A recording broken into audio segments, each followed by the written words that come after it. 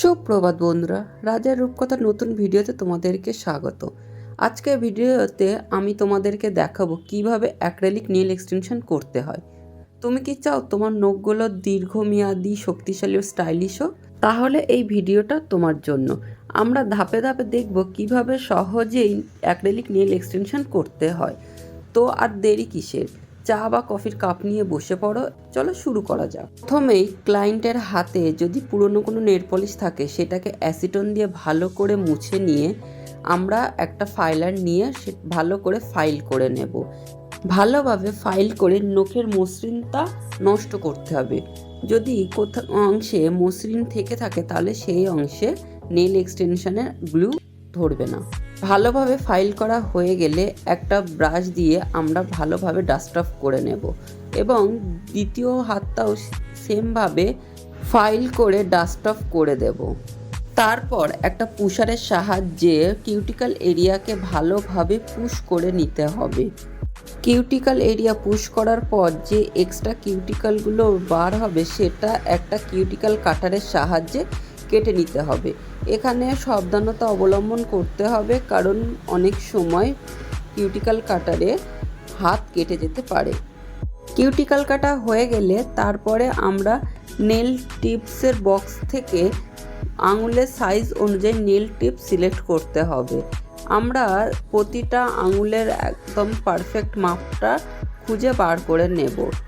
Nail টিপ select করা হয়ে গেলে সেই নেল টিপসগুলোকে গ্লুর সাহায্যে আমরা আঙুলে প্রেস করে 60 সেকেন্ড ল্যাম্পের ভিতরে কিওর করে নেব। এখানে অল্প পরিমাণ গ্লু ইউজ করতে হবে, বেশি পরিমাণ গ্লু ইউজ করলে সেটা চামড়ায় লেগে যেতে পারে। নেল টিপস লাগানো হয়ে গেলে ক্লায়েন্টের থেকে তার মন পছন্দ শেপ জেনে নিয়ে টিপ কাটারের সাহায্যে কেটে নিতে হবে। আর অবশ্যই খেয়াল রাখতে হবে প্রতিটা নেল সাইজ যেন সেম হয়। টিপ কাটার হয়ে গেলে একটা ফাইলার দিয়ে শেপটাকে ভালোভাবে প্রমিনেন্ট করে নিতে হবে। এইখানে আমি স্কোয়ার শেপ রেখেছি কারণ আমার ক্লায়েন্ট স্কোয়ার শেপ খুবই বেশি পছন্দ করে। ফাইল করার সাথে সাথে একটা ব্রাশের সাথে ডাস্টগুলোকে ডাস্ট অফ করে নিতে হবে। তারপর নেলগুলোতে প্রাইমার আর ডিহাইড্রেটার ভালোভাবে ইউজ করতে হবে। প্রাইমারটা বাতাসে শুকালেও ডিহাইড্রেটার দিয়ে ইউভি ল্যাম্পে আমি 30 সেকেন্ড কিওর করে নিয়েছি। এর ফলে বন্ডিংটা বেশি ভালো হয়। তারপরে ডিপেন্ডিসে মনোমার দিয়ে ব্রাশটাকে ভালোভাবে ভিজিয়ে নিতে হবে আর অল্প পরিমাণে অ্যাক্রিলিক বিট তুলে নেলসের উপরে অ্যাপ্লাই করতে হবে।